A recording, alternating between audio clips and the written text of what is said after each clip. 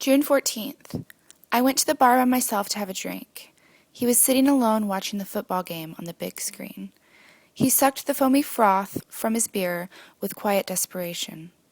Something haunted rested behind his lonely eyes. I wanted very much to lend him my ear, but instead we sat in silence under the glow of the television screen. March 5th. I was out to lunch with a friend and she was our waitress. She was naive and young with a spark in her heart that was only rivaled by the one in her eyes. She wanted to go places and had lofty dreams.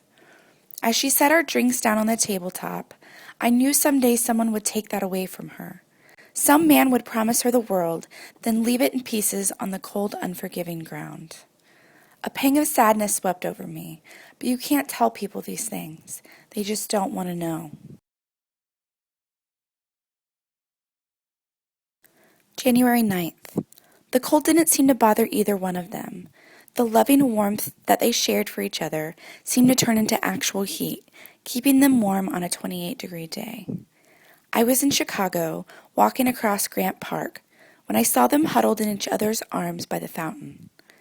To them, they were the only two people on earth in this very moment. Neither cared of the world or her great problems, blinded by the perfection that was cultivated in this exact moment. Their warmth was contagious and spread through my heart. To live in the moment, moments like those, is what is meant to truly live. August 21st. I was at the library perusing the usual stacks when I noticed her. She had a stack of books tucked neatly into the fold of her arm. The titles were shrouded in mystery, much like the prospective contents of their pages.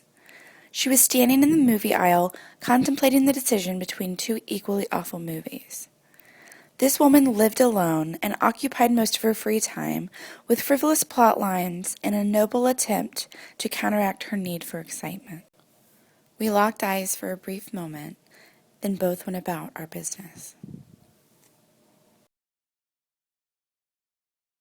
July 28th. We were both at a concert. Music is one of the very few things on earth that can move someone so deeply. He was a face in the sea of endless faces, but he stood out to me like an old friend.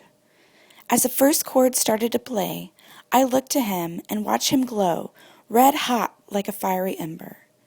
Suddenly he turned his head and looked me dead in the eyes, as if our eyes were supposed to connect in that very moment in time.